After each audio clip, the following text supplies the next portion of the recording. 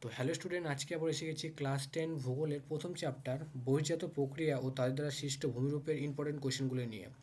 তো আজকের এই ভিডিওটা হবে মূলত এই চ্যাপ্টারের প্রথম পার্ট। এখানে আমরা বহির্জাত প্রক্রিয়ার ইম্পর্টেন্ট এমসিকিউ এবং এসএকিউ কোয়েশ্চেনগুলো জানবো, ঠিক আছে?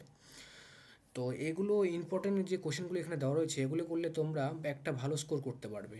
কিন্তু খুব ভালো স্কোর করার জন্য অবশ্যই টেক্সট বইটাকে পড়তে হবে। তো কথা না বলে এই চ্যাপ্টারের ইম্পর্টেন্ট কোয়েশ্চেনগুলো দেখা যাক, ঠিক আছে?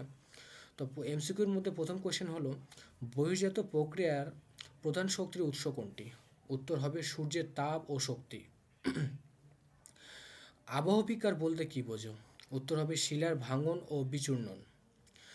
নিচের কোনটি বহির্জাত প্রক্রিয়ার উদাহরণ নয়? এখানে রয়েছে বায়ুর ক্ষয়, নদী ক্ষয়, ভূমিকম্প, হিমবাহের কার্য।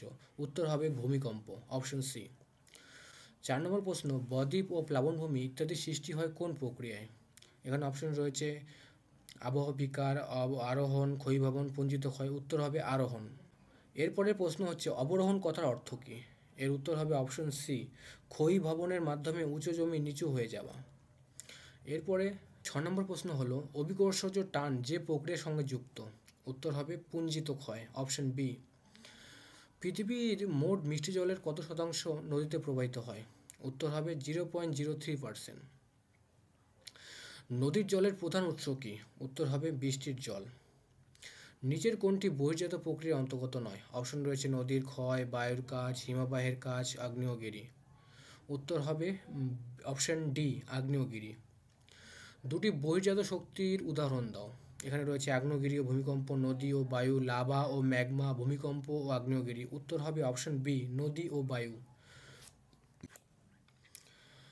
এরপরে এই চ্যাপ্টারে যে ইম্পর্টেন্ট এসএকিউ কোশ্চেনগুলো রয়েছে সেগুলো আমরা দেখব। হ্যাঁ, তো প্রথমে রয়েছে বহির্জাত প্রক্রিয়া বলতে কী বোঝো?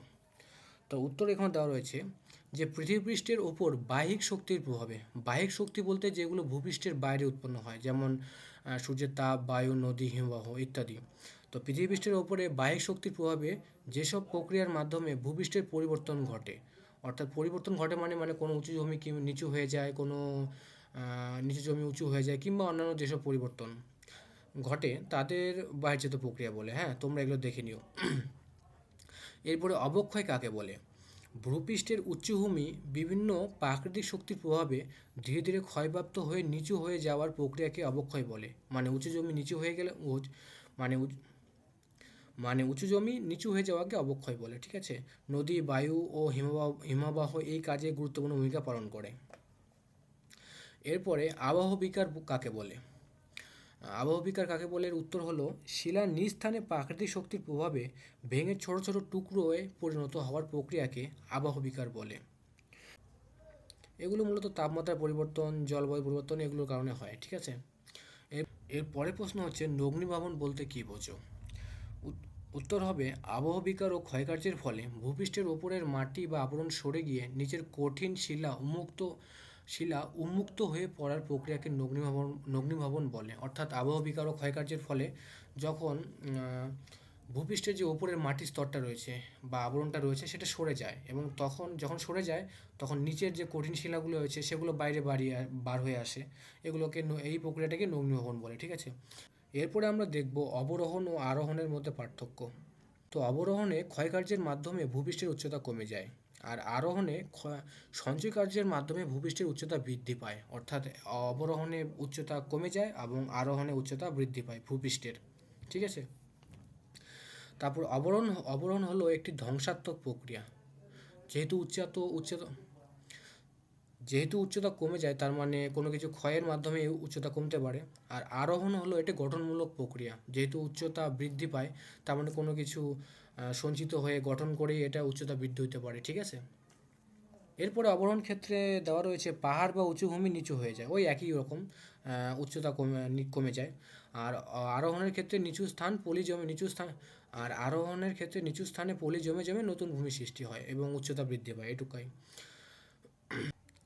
তো অবরোহণের ক্ষেত্রে নদী, বায়ু, হিমবাহ ইত্যাদি ক্ষয়ের মাধ্যমে অবরোহণ ঘটে ইত্যাদি, মানে এরা ক্ষয় কার্য করে, তার ফলে অবরোহণ ঘটে। আর আরোহণ হয় কীভাবে? নদী, সমুদ্র, বায়ুর যে পলি থাকে সেগুলো সঞ্চয় হয়ে আরোহণ হয়। উদাহরণ যদি আমরা অবরোহণের উদাহরণ যাই সেটা হলো পাহাড়ের ক্ষয়, আর আরোহণের উদাহরণ যাই সেটা হলো বদ্বীপ সৃষ্টি। এরপরে শেষ প্রশ্ন হলো বহির্জাত প্রক্রিয়ার প্রধান শক্তির উৎস কী? উত্তর হবে এটার সূর্যের তাপ শক্তি হলো বহির্জাত প্রক্রিয়ার প্রধান শক্তির উৎস। সূর্যের তাপের কারণে বায়ু প্রবাহ, জলচক্র ও বিভিন্ন প্রাকৃতিক কার্য সম্পন্ন হয় যা বহির্জাত প্রক্রিয়াকে সক্রিয় রাখে। ঠিক আছে, তো ঠিক আছে, আজকের মতো এতটুকুই। পরবর্তীতে আমরা এর পরের পার্ট নিয়ে খুবই তাড়াতাড়ি আসবো। তো তোমরা এগুলো লিখে পড়তে থাকো।